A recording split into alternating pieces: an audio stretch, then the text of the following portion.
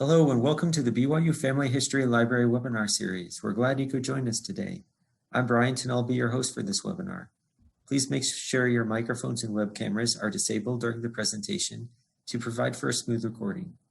If you have technical difficulties during the webinar, please use the chat box and I can address your concerns. You're welcome to use the chat box during the webinar for comments and insights. However, all questions will be addressed at the end of the presentation. Our next webinar is next week on January 27th, Residential Registration in Germany with Dr. Roger Meinert. That'll be at the same time, 5:30 p.m. If you'd like to access a previous webinar, please visit our webinar index on our website or search on our YouTube channel. All of our webinars are recorded and uploaded by the following Monday for your convenience. We also post links to recordings and other updates on our Facebook and Twitter accounts. For today's webinar, we're pleased to hear from James Tanner, who will be giving a presentation on beginning research in Ireland. James has over 35 years experience in genealogical research and is an avid blogger of Genealogy's Star blog and Rejoice and Be Exceedingly Glad. He is an author and co-author of over 25 books on genealogical research and has presented at expos and conferences around the US, Canada, and Europe. He served for 10 years as a missionary at the Mesa, Arizona FamilySearch Library and is currently serving at the BYU Family History Library. James has 7 children, 34 grandchildren, and 1 great-grandchild. And James, thanks for being here today. And if you're ready, we'll turn the time over to you. Okay, well, you should be able to see that now, I hope. This is James Tanner. My wife and I are church service missionaries at the BYU Family History Library. And of course, we're not in the library because it's closed and has been closed for more than 9 months now at the time of this presentation. And but there's a new thing that's coming up very shortly. If you'll look at the BYU Family History Library YouTube channel, not the YouTube channel, the regular website, the BYU Family History website, Family History Library website, part of the Harold B. Lee Library on the campus. There is going to be a live link during the day from around 10 until 4 every weekday. We will have live interaction. You can log into that and talk face-to-face with the consultants, the missionaries, as they are working there in the library remotely. So this is going to be interesting to try out. And if you need help on a quick question during the day, then you can come online and we'll give you some help. We're going to talk today about beginning research in Ireland. This is a fascinating topic, by the way, and it's something where you can learn a lot of information that you might not understand about other parts of the world. And to understand Irish research, I say you need to know Irish history. And if you have Irish ancestry and you're interested in finding your Irish ancestors, I would say a prerequisite, a requirement for doing Irish research would be to start by learning at least a basic history of Ireland. You need to know where they came from, what happened when they began fighting with the English, what happened during the English occupation, and then afterwards how they obtained their freedom, and what's left and why there are 2 different countries, Northern Ireland and the Irish Ireland itself. And so basically that whole history going back has an absolute direct impact on the records that are available and on the information that you may or may not find about your ancestors. So to find the Irish history, there are books, there are websites, and there are a lot of videos about Irish history. And if you watch them, and that'll give you an overview. Something I found out recently, I've been using YouTube videos a lot to learn things and to learn a lot about, particularly about websites and programs and learning more things that I need to know. but I've been learning to do videos lately, and in a very technical way. But I was doing by learning from websites and videos, and I just recently got a book, and as turns out, there's a lot more information in the book, and it's a lot easier to understand and remember. So it's just, it depends on your way of learning things, but you might want to choose what is best for you. Now we're going to go back and review just sort of a few little highlights of the history that have a profound influence on the records. Plantations in Ulster. The term plantation has some connotation here in the United States and back in colonial history, but it also is something that happened in Ireland, and beginning at around the 1600s. English landlords moved out the indigenous population and brought in English and Scottish undertakers. Now, the word undertaker means something considerably different than it did back then. But right now, looking at that, you have to think about that. What happened is that the original Irish, who were the original inhabitants of Ireland, basically were driven out of their lands. They were driven out into the hills and out of primarily beginning in the northern part of the country. And the English came in and set up plantations, meaning large areas of, instead of having a lot of people living on little farms, they made big farms and created a tenancy situation where the people that they were recruiting in England and Scotland became tenants to the land, not as owners, because the landlords, the English landlords, owned all the land. And so these people came over from England and Scotland and were recruited in a sense and became the people that we come today in the United States, we call them Scotch-Irish. They were the people who came from Scotland originally to Ireland.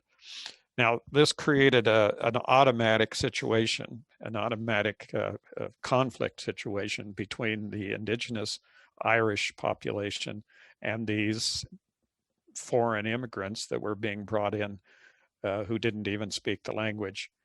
And it began a series of conflicts and wars between Ireland and England and the British Empire eventually, and that extended up to and including into the 1900s, into the 20th century. And subsequent to that, one of the things that, of course, I grew up with was hearing the news about the Irish Republican Army and the efforts of the Irish Army to take back the northern part of Ireland. And we'll get into that a little bit more as we go along.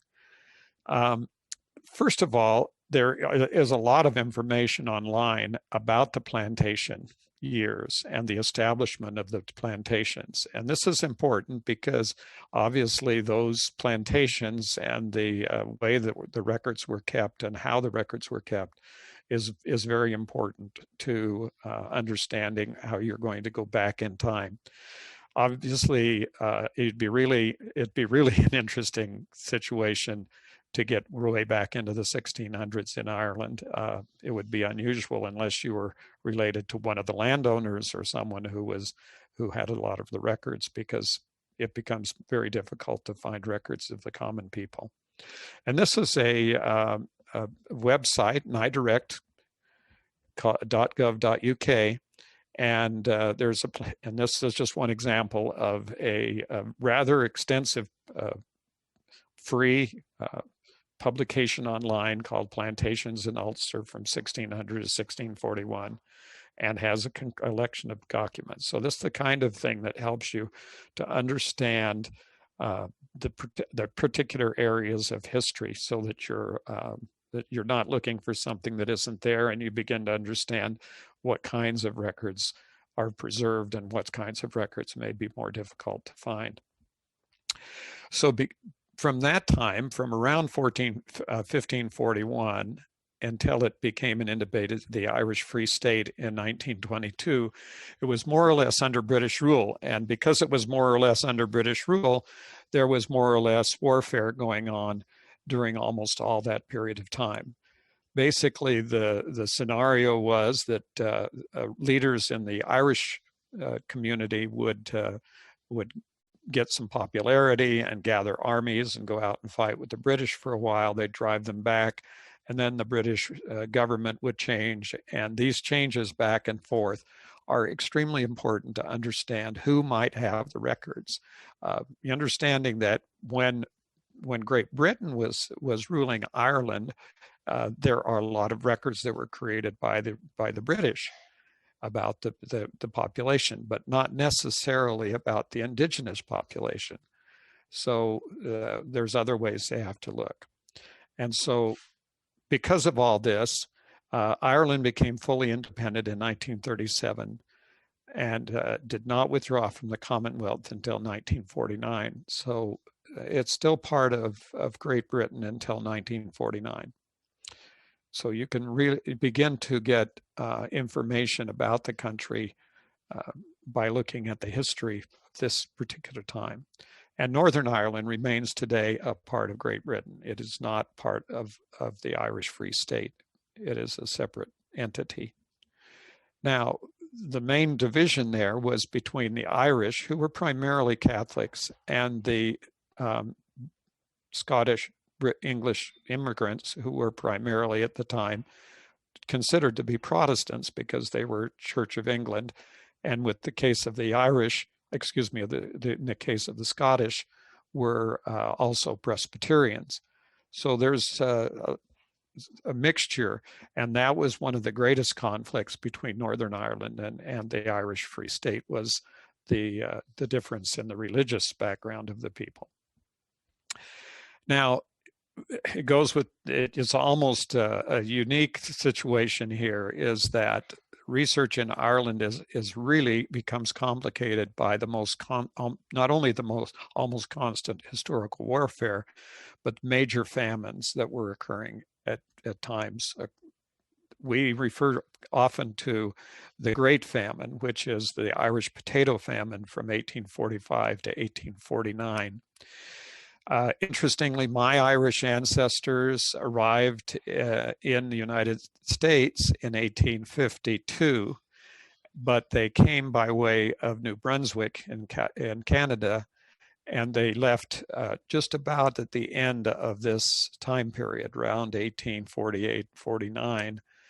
And at that time, it was the absolute worst part of the potato famine, and millions of people died. It was a terrible famine. It was what happened is that in a lot of the places in Europe, not just in Ireland, but primarily in Ireland, the population had developed what we call monoculture. They were highly dependent on potatoes for their daily food, for their regular substance.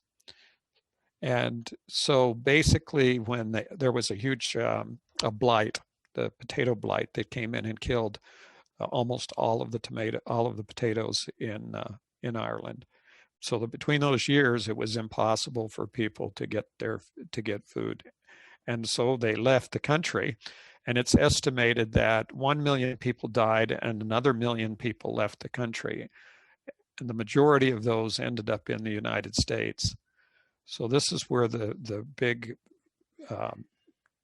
immigration to the United States of Irish people came.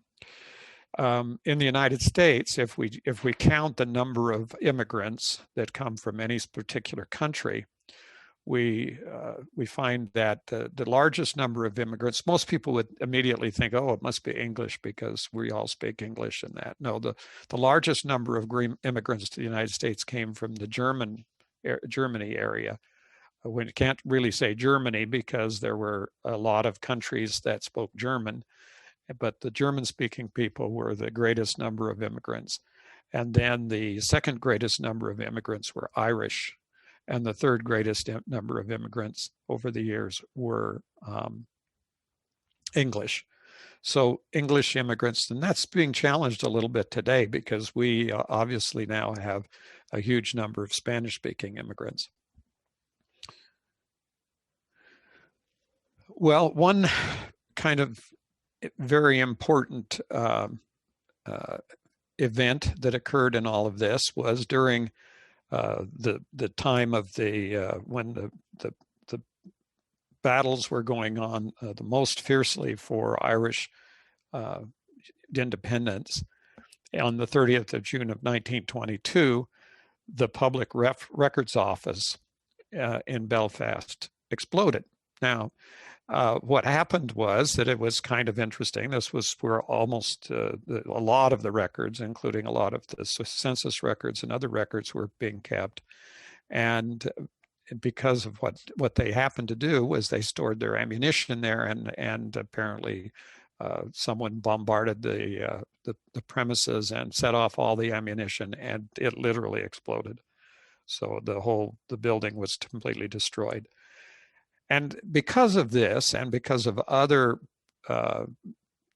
events that have happened during the long warfare between the Irish and the English, there is kind of a feeling among genealogists, and it sort of comes across quite frequently when you're doing research, is that, oh, it's just really difficult to find records in Ireland. Oh, it's almost impossible, and there's the records were all destroyed, and it's just like people who have opinions about what are called burnt counties in the United States when the courthouse burned down. Many people over the years that I've talked to, well, I can't do research because my people lived in such and such county and the courthouse burned down. Well, yeah. Notwithstanding that there were a great loss of records, the number of records preserved is extremely large, and so there is an abundant possibility of doing research in Ireland. And some of that, of course, with any immigrant, if you're working back for an immigrant ancestor, most of the research you would want to do with your immigrant ancestor begins on the place of arrival. That's here in the United States, if they came to the United States, instead of looking for the information that might be in Ireland.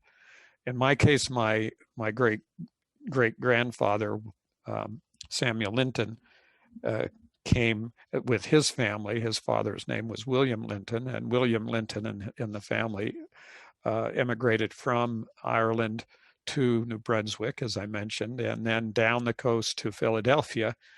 The question was always, where did they come from? Where did Samuel Linton come from in Ireland? And the information that was preserved was wrong. It was just the place did not exist. But it took many, many years, but the information finally came from records where he himself said where he was from, and it was the correct information. And it was a place in Ireland, and actually in Northern Ireland, in Tyrone. But so so those records were here in the United States. They weren't over there in Ireland, and obviously were not destroyed by anything that happened in Ireland. So it's important to understand that genealogically important records survived all of this. Another point that's important to understand is that Irish immigrants began coming to America in 1714, around 1714. Now, to give you some time frame here, the first English settlers came in the early 1600s, Mayflower 1620. Okay, so that gives you kind of a benchmark. So less than 100 years later, the Irish were coming to America, and it was just the big bump of Irish, the 1 million people that came during the potato famine, that really made the population great. But it's not unusual to find people who have Irish roots that date back well before the potato famine. And there were other famines earlier in the 1800s, and there were other reasons for leaving Ireland. Essentially, one of the main reasons was the going back to the plantation system, is that as the plantation system spread across Ireland and the original inhabitants were marginalized, the People didn't own land. They couldn't own land. The average person didn't own anything. And so the idea of coming to America and being able to own land was just was the great dream. And so many of the ancestors came here and came to America. So overall, it's estimated that as many as 4.5 million Irish came to America between 1820 and 1930. So that you can, with that many people coming, it's very, very common for people doing their family history here in the United States to have at least one or more lines that came from Ireland. And I said this a moment ago, but I'm probably something that needs to be repeated quite a few times. And that is that research for an immigrant begins with the place of arrival, not the place of departure.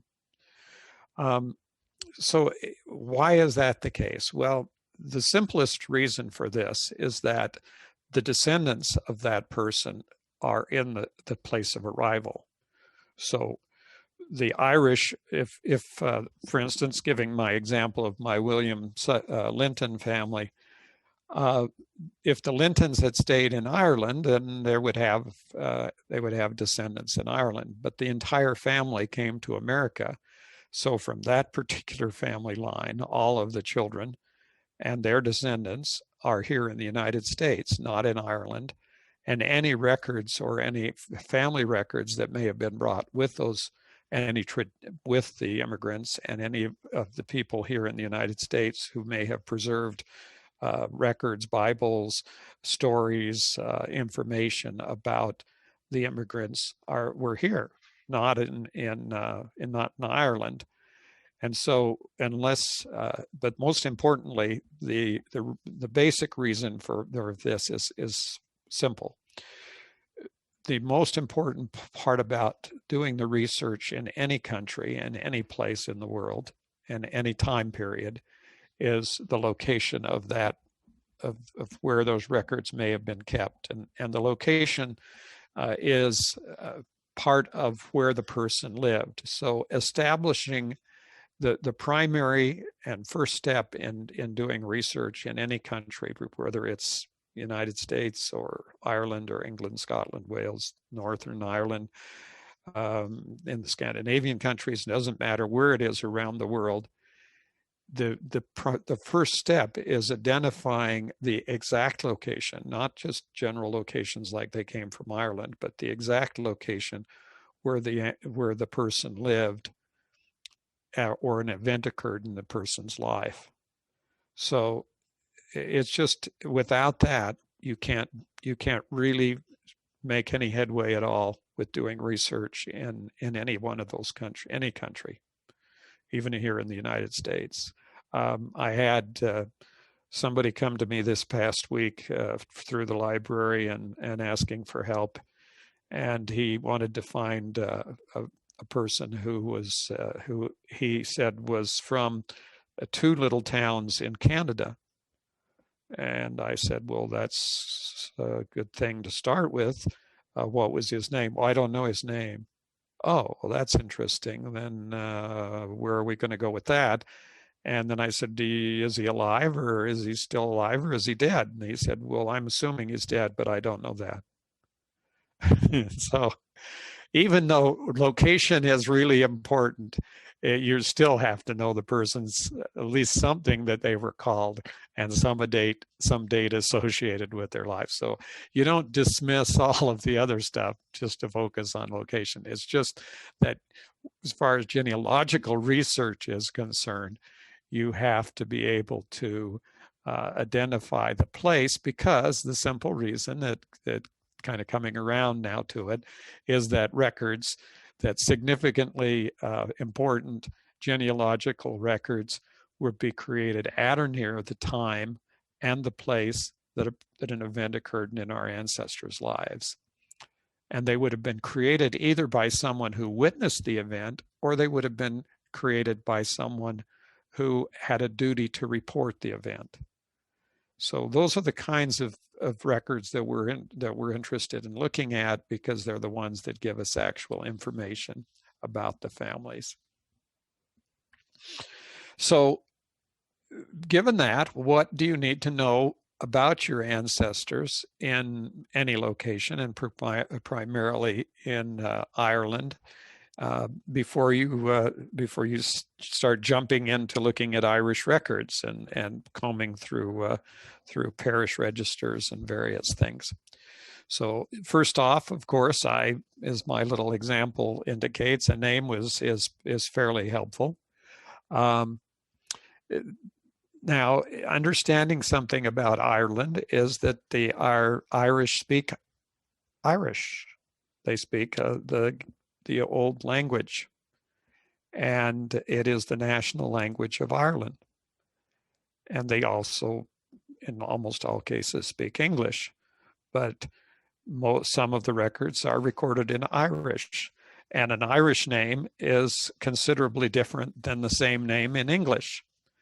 And so you might need to know a little bit more about the person than his English name or her English name in order to do research. And that is another part of, I guess, one of the challenges of beginning your research. And then the date of some event of your ancestor's life in Ireland is helpful. And even if it's an estimated date, estimated dates are helpful, but they give you a range of time, a period of you can look for records. It only means that you're going to look at a lot more records before you are sure that you have not found the person that you're looking for.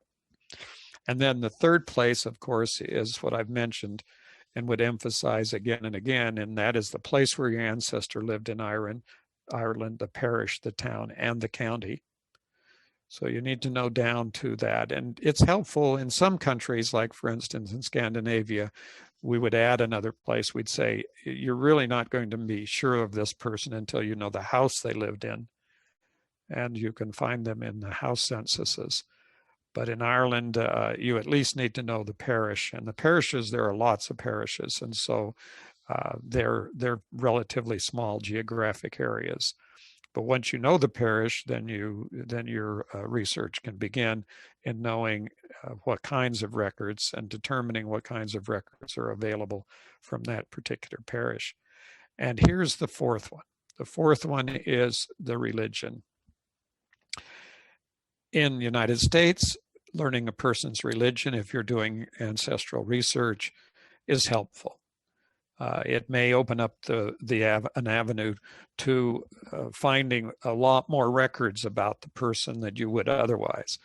In Ireland, it's absolutely essential, because whether the person was Catholic or Protestant is really a key to how, where, and where they came from originally, whether they were native, whether they were local people in Ireland, or whether or not you're going to be able to find the records.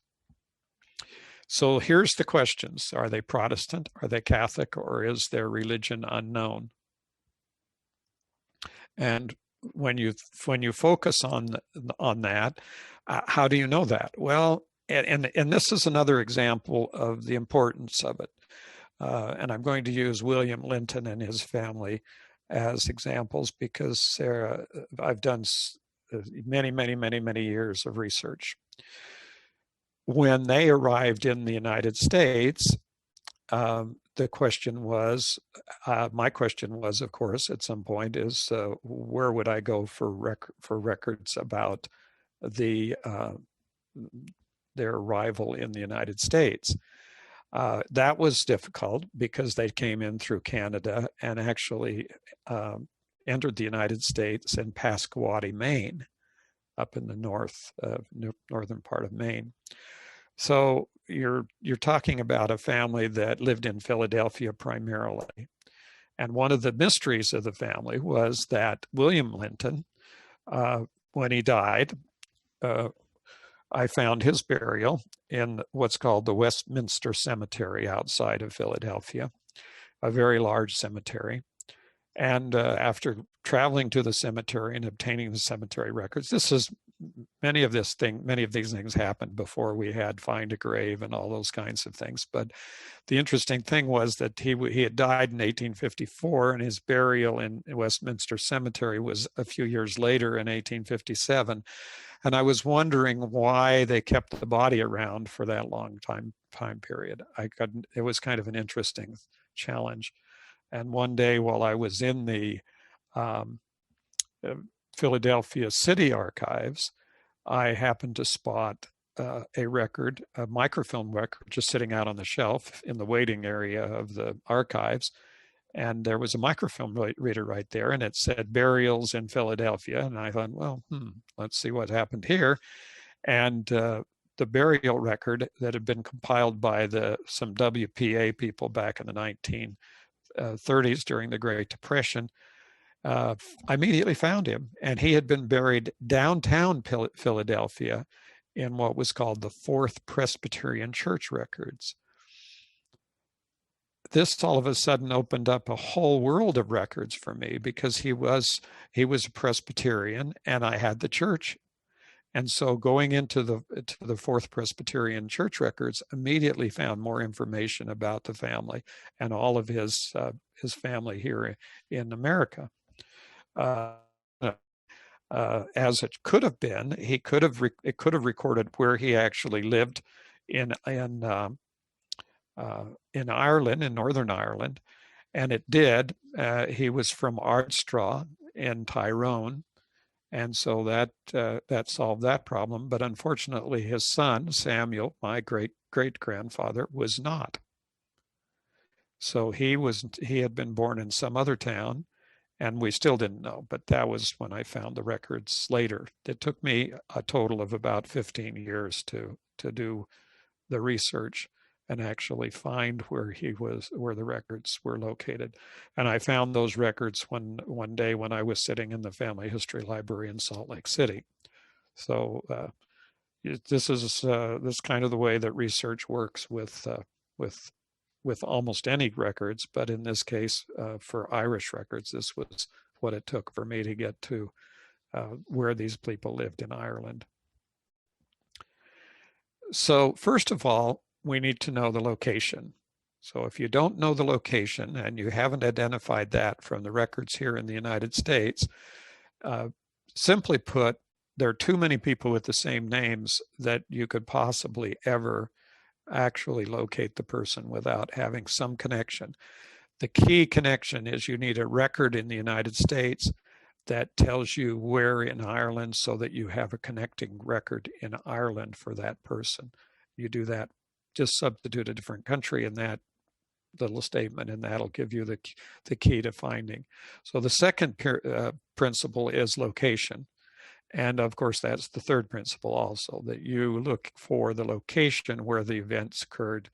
And if you have that, you have enough information to start doing research over in Ireland and finding out what records are available for your person during the time that they were actually there. Now, as a side note, and I've got a nice colored old map of Ireland here, and you can see the border kind of in green in the sort of up towards the middle of the screen there, and that's the border between Northern Ireland. These counties are in Northern Ireland, and these counties are in the Irish Free State now, and that's what occurred back in the 1920s. Okay, so here's the second concern, is you really need to get a handle on the counties in Ireland and understand the differences and where those counties were and what the history of that particular county was and what kinds of records you're likely to find in the counties, and where was there an area that was predominantly Catholic as opposed to the Protestants, and where the English had influence and where they didn't have much influence, where the Irish were able to stage their fights back and forth, and where all of the records are kept and how they're kept. So all that kind of information is background information. And you may be able to wing it with some research in England. Never really understand English history and still find some people there. But I can assure you that without having a moderate degree of understanding about Irish history, that it's going to be very difficult for you to understand where the records might be and get into how the records are kept. And the other part of that, of course, is Irish place names. And I mentioned that they speak Irish in Ireland. And so this is a website called, if you look at the top up there, it says Longame.ie, and I'm not going to try to pronounce it, Mathia Longame.ie. Those are the names of the websites. By the way, just mentioning this, that we do have a location in the BYU Family History Library website for the handouts from these classes. And in these cases, what I do is I upload the slides so they can have these. So you can have these slides, but in the case of the webinars, these webinars are also put on our BYU Family History Library YouTube channel, where we have over 50, not 50, where we have over 500 videos, and the 500, and this video will be up on the YouTube channel. And so you could come to this part and stop the video and copy off any of the information that you wanted to. So there's, in essence, you can get this information that way. But this website is interesting because it gives you both. You can look for the Irish name of the place and it will give you the English name, or you can look for the English name of the place and it will give you the Irish name, which is very, very helpful. And it also will put that on the map. So if you want to know what the place name was in English or Irish, it goes back and forth between the two. That's a very helpful little thing out there. There's the URL. It's www.logainm.ie. And then you might want to add English because you want it in English, but they let you check up there. It's either going to be in Gaelic or in English. So, okay, so here's the story that I told you about Samuel Linton. And the problem was that his daughter, who did extensive genealogy and thousands of names in her records and a lot of research around of all of her family lines, had recorded her father's birthplace, and that was in all the records that have been shared by the family, and the place did not exist. And it took many years of banging away and searching before I found the actual place. And the place comes out to be a place called Moldman in County Tyrone. Now, you can understand perhaps why my great-grandmother had some difficulty understanding her father, was because her father came directly from Ireland, but she was born in the United States and spent all of her life here. So his accent, his Irish accent, was probably very heavy. And she tried to transcribe what he said for his birthplace, and it just came out in a way that did not match any place name in Ireland. And now on that same website that I just mentioned, if you look for the place this is the real place, you'll see that there wasn't necessarily an Irish name for that place. It's in Northern Ireland, which is understandable. But this, it also has a permanent link, and there's more information in a place names in Ireland website that's linked. If you go over to the right-hand side, you'll see the county and the barony and the civil parish and then the townland, which is the land around the place where Moldman is located. So that's where it was. That's the spot, that yellow dot on there. And here's a blow up of the information about the places.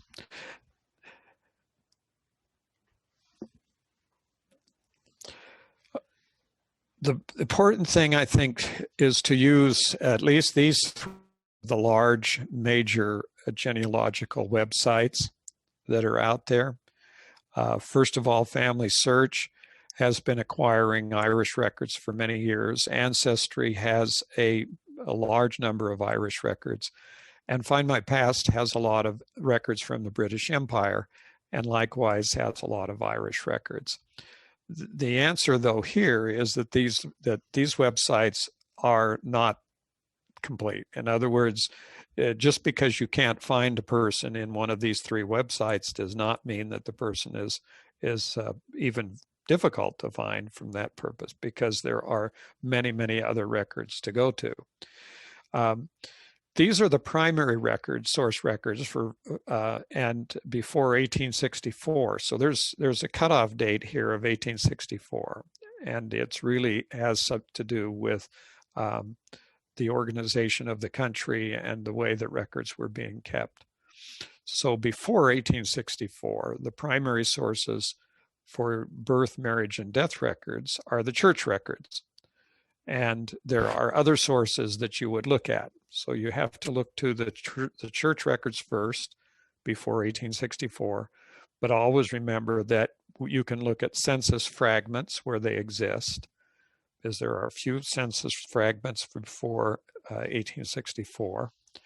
There's also civil registration, primarily for Protestant marriages between 1845 and 1863. So there's a little bit of more information there. So you could look to see if civil registration was, if there was any civil registration before that period of time, if those records are available. And there's a thing called the Griffiths registration, which is another collection of people who were registered at that time period, and tithe records and other land and taxation registers.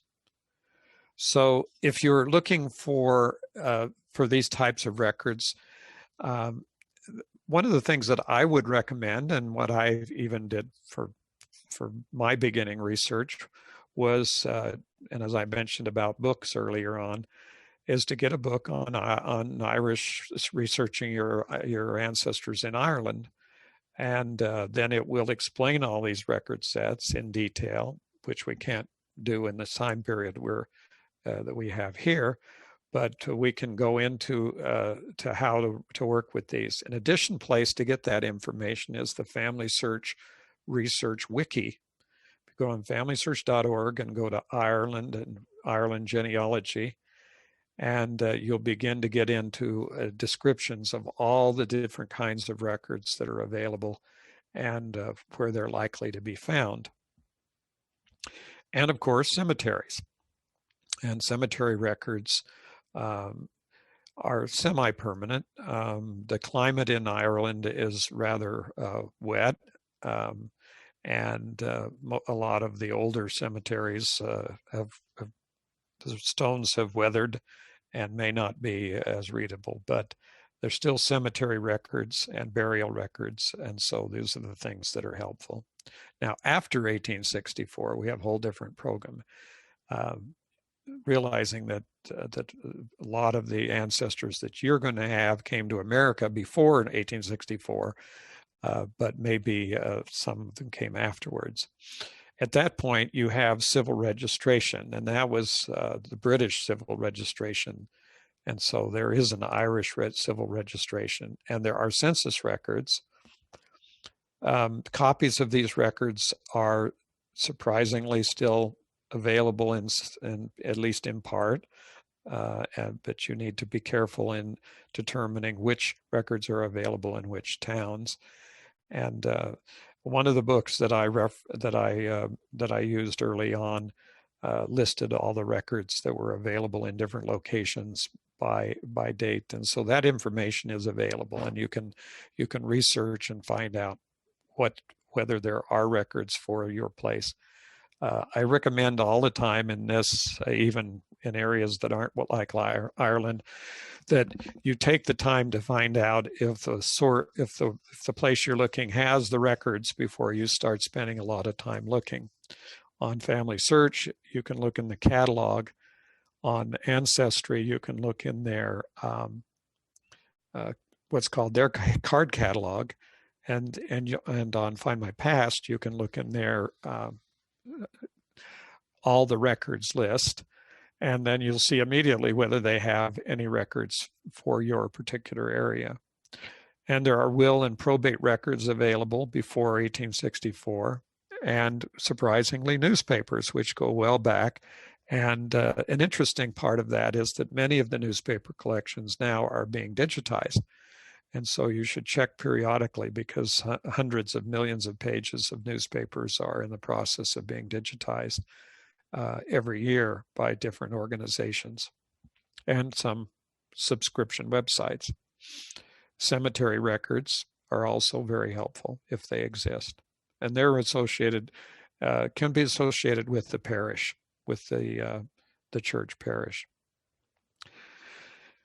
For Catholics, the Catholic parishes maintain their Catholic church records are very much the same across the world for wherever the Catholic Church was dominant. And the Catholic Church records primarily focus on baptismal records, not birth records, but christening records, and then marriage records, of course, and burial records. And depending on the church, the priest, and some of the different time periods, then you'll find that they may have recorded a birth date, which is possible, but not usual. And here's the screenshot of the FamilySearch research wiki on Ireland genealogy. And over on the right-hand side, you'll see a long list of categories of records. And each one of those categories of records will take you to more information and more links, and explain how those records work and where those records are located.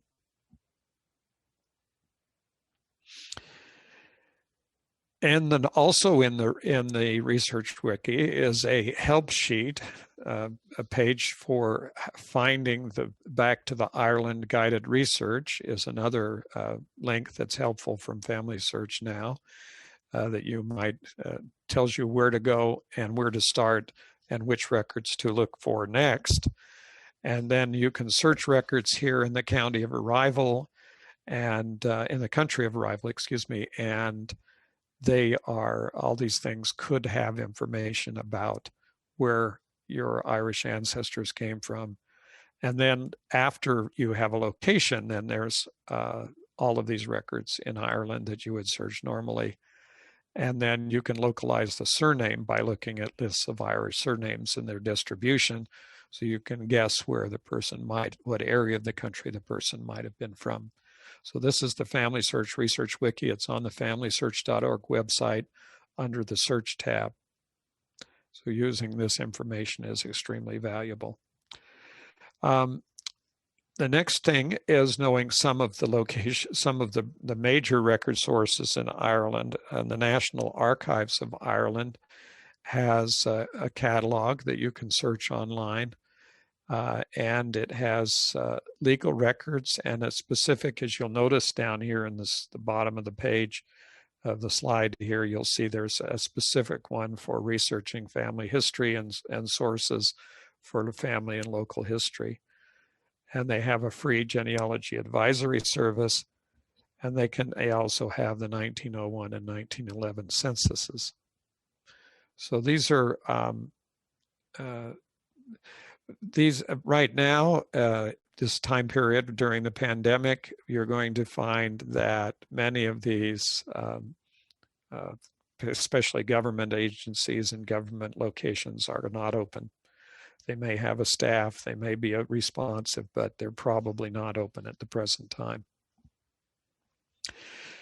Here's kind of a summary. The 1901 and 1911 censuses for the whole of Ireland, the tithe allotment books for the 1820s and 30s for the Republic of Ireland, and the will calendars, summaries for the years 1858 to 1920, 1922 to 1982, and from 1918 for the Republic of Ireland only, are now available online on the free website. So this is a kind of a summary of some of the records that are available on the National Archives of Ireland website that you can access for free. So it's helpful to know this information. This is another very helpful website. It's called Irishgenealogy.ie, and they have church records and civil records and research and links.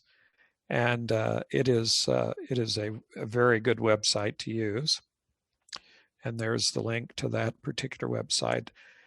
Actually, if you just go into Google and do a search on Irish genealogy, or you go to the wiki and look for the research wiki, FamilySearch research wiki, and look under the Ireland genealogy page and begin your reach, all of these resources will be linked from those from that page, from the pages in the research wiki. The National Library of Ireland has Catholic parish registers. So when I mentioned that when I found my ancestors came to America, the Lintons, they came and they were Protestants, and they were not only Protestants, they were Presbyterians. So they had a Scottish background, and their ancestry could possibly be traced back to Scotland. But if you turn out they came to America and they were Catholic, they were still Catholic. And it would be very helpful to find their Catholic records here in the United States. FamilySearch has not had Catholic parish registers for the eastern part of the United States for a long time. They just never could get permission to copy the Catholic registers. So, but two places, American Ancestors and Find My Past, both have very active digitization projects for Catholic parish registers and Catholic records in the diocese on the East Coast of the United States. So if you're looking for records here about your Catholic immigrants from Ireland, then these records are becoming more and more available. So you may be able to tie them in to Ireland using the American records on a British website, on Find My Past, or on American Ancestors website. So here's your link to the National Library of Ireland's Catholic parish registers. And interesting, they have a website that shows a map that shows all of the names of the counties in Ireland. And these are the names, both old names and the new names. And then if you look close and zoom in on this map, it actually shows the parishes. So you have a parish map here on this National Library website, which is helpful for seeing the names of the surrounding parishes and getting some idea of where the records may have been, where your family's records may have been kept. So you can zoom in and look at this information online. And I'm not going to go down this whole list, but PRONI, or the Public Record Office of Northern Ireland, has census records, census substitutes, and churches. All of these records listed here on on PRONI. Once again, the address, I'll go back to that. If you look for the Public Record Office of Northern Ireland, it will get you right to that website. And you might, it was closed back when I was doing some of this research. And So now it's probably it may be open again or maybe closed again, depending on how the virus is doing in Ireland at this time. Another good place to look is called the Ulster Historical Foundation. And that is it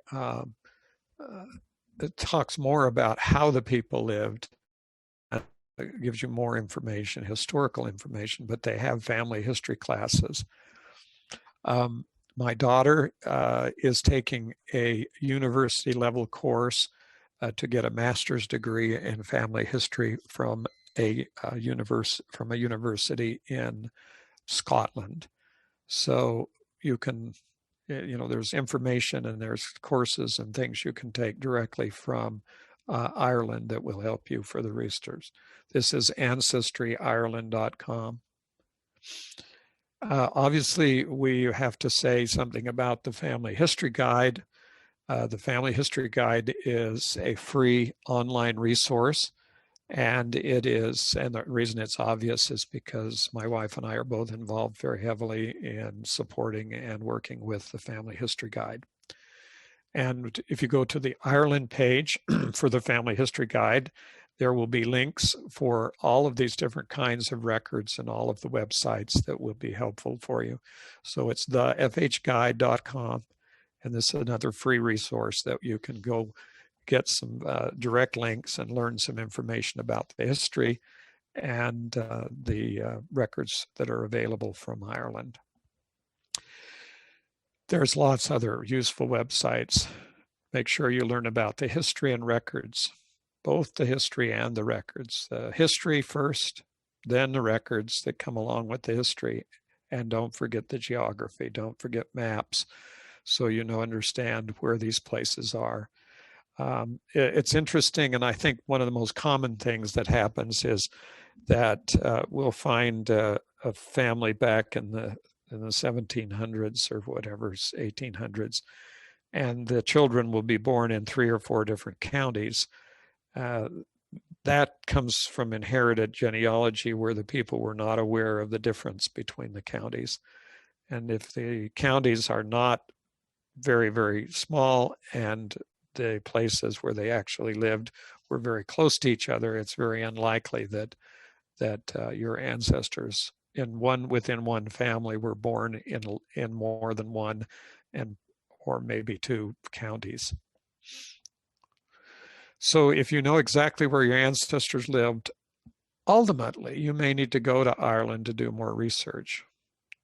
There's not that it would be interesting to go see where your ancestors lived. That's always an interesting thing, but in actuality, because of the nature of the fact that not all the records are digitized and not all the church records are digitized, you may be able to talk directly to the people and come up with more information. And it's also fun if you happen to find some of your ancestors either through DNA testing or through just doing research and descendancy research, and you find some of your relatives over in Ireland. So that's always an interesting thing. Okay, well, thanks for watching. Take a look here.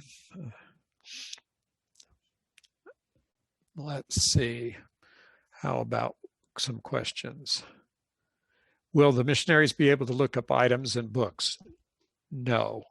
The missionaries in the library are not allowed in the library. And in fact, in the last week or so, BYU has imposed even more restrictions on the library, and you can't get in without taking using their app and making sure that you've answered the questions about whether you're infected or not.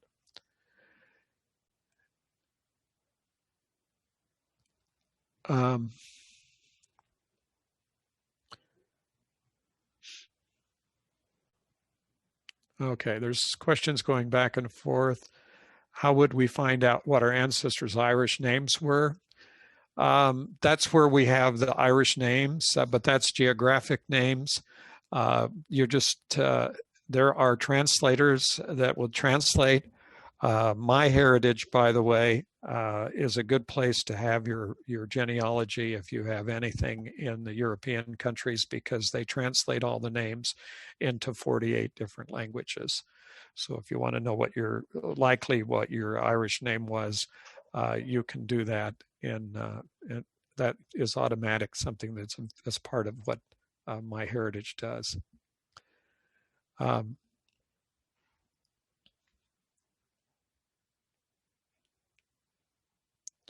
Okay, if someone was born in 1855 who had lived in England and then immigrated to US in 1873, says on the census they're from Wicklow, Ireland, does that mean that they had been born there, or was that just their family was there?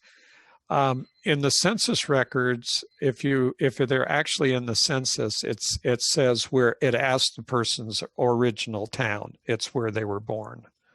So depending, almost every year of the census are very specific about the parish and the place where they were born. And that doesn't mean they just lived there. That's possibly where it's more likely than where they were born, assuming they put down the correct information. Did the county boundaries change over time? The answer to that is probably yes. I don't know the exact movements of the boundaries, but I would be surprised if they did not, since they went through the British Empire, and the British have moved their boundaries as recently as around the 1970s. So, and renamed some of the counties. How's that? So you got some changes not only in the boundaries of the counties in England, but also that, and I would assume the same thing was happening in Ireland.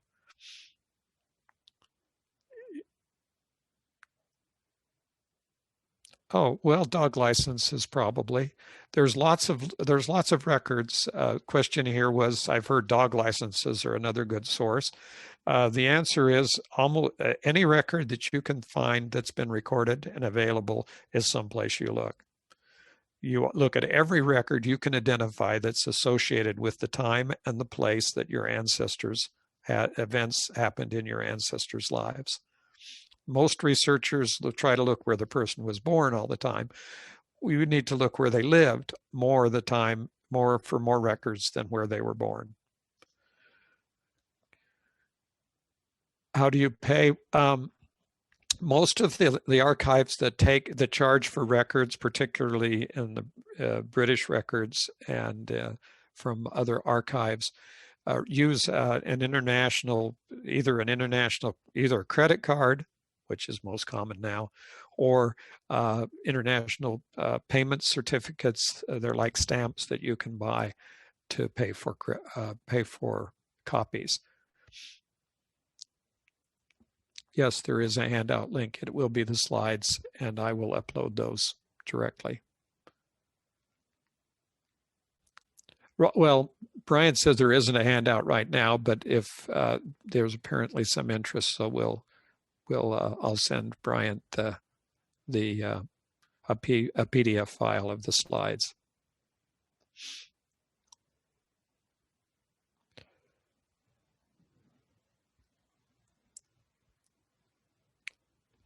Many of our Irish ancestors came through Boston. Do you have any suggestions for research? Yes, I would look for Boston as a port of entry. I would look for ship manifests and ship passenger lists, and for see if you can identify the boat that they came on. That is possible, and if you do, it's possible to learn the port where they left. And they may have had, and you may be able to find emigration records, not immigration records with an E, emigration, which means records kept by the country that they left. What other ports of entries besides Boston and New Orleans? Philadelphia, obviously Pasquoddy, Maine, where some of my ancestors came in. It was not uncommon. You have to realize this. Okay, think about this for a second. If you lived in Ireland or you lived in England and it was back in the 1800s and you came to America, if you came to the United States, you were going to a, quote, foreign country. In other words, there was not a country that was England or Ireland. If you came to Canada, you did not leave your country. You did not need a passport. You did not need permission. You could just simply go to Canada. Okay, so many of the people who came to the United States came through Canada.